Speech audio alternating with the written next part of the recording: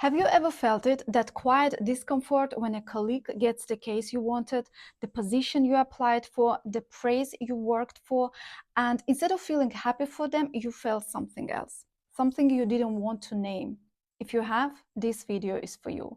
And if you think you haven't, stay, because it might be more present in your life than you realize. Because today I'm going to be talking about something that lives inside medicine, but it's almost never discussed openly: competition. What it does to us, what it does to our patients, and what we can actually do about it. Medicine attracts a very specific type of person: high achievers, people who have been for most of their lives the best in the room, the top of the class, the one who always had the answer. And then you enter medical school, and suddenly everyone around you is that person. So what happens? The environment that was supposed to produce a collaboration produces competition. Not always openly, not always consciously, but it's there. It's there when someone doesn't share a useful resource before an exam. Remember? I definitely do. It's there when a colleague gets credit for a team effort and nobody challenges it. Unfortunately, I remember that too. It's there in the way people talk about each other's cases, each other's outcomes, each other's careers. It's subtle, it's normalized, and because it's never named, it continues. And here's what's interesting. The competition doesn't stop after training. If anything, it gets more sophisticated. It moves from grades and rankings to publications, positions, titles, reputation. The metric changes, the behavior doesn't. Before I go further, I want to say something important. If you felt competitive, if you've had those moments, that doesn't make you a bad doctor or a bad person. It makes you someone shaped by a culture that was built to produce exactly that response. Think about how we are trained. From the very beginning, medicine is structured around selection. Who gets into medical school? Who gets the competitive residency? Who gets the prestigious fellowship? At every stage, there are more candidates than places. Medical culture is built on scarcity. And when you put good people inside a culture of scarcity, you produce competition. It's not a character flaw, it's a predictable outcome. But here's where I want to push back on that framing, because understanding why something happens is not the same as accepting it. Medical culture created the condition, but what we do inside those conditions is still our choice. And the reason I care so much about this is not just about us, it's about what it does to our patients. When doctors compete instead of collaborate, patients lose. I've seen it. A case where information wasn't shared between teams because of department politics, a referral that was delayed because of a professional rivalry, a junior doctor who didn't ask for help because he was afraid to look weak in front of someone he felt was his competition.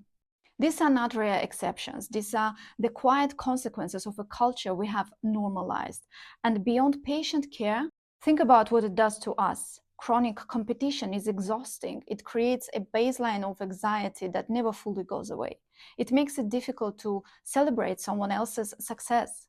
It makes it difficult to ask for help. It makes it difficult to admit when we don't know something, because not knowing feels like falling behind. This is part of how burnout starts, not just from workload we have constantly every single day, from the loneliness of performing competence in an environment where vulnerability is perceived as weakness. And I think many of us carried that for a very long time without even questioning whether we had to. So what do we do with this? I'm not going to tell you to stop being ambitious. Ambition is not the problem. The problem is when ambition becomes a comparative, when your success is defined by someone else's failure. There is a different way to orient yourself, and I've seen it work in colleagues, in teams, in entire departments where the culture was consciously different.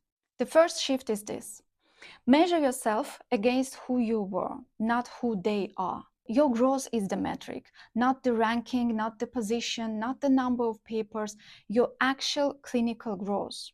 Your ability to sit with a difficult case and think clearly. Your capacity to connect with the patient who is scared. Nobody can compete with this on that because it's yours. The second shift is about what you do with your knowledge. In a competitive environment, information is power, and power is hoarded. In a collaborative environment, information is shared, and sharing is what builds trust, builds teams, and ultimately builds better medicine.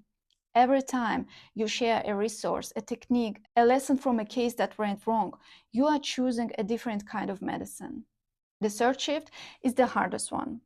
It's learning to genuinely celebrate someone else's success, not perform it, not say the right words while feeling something different.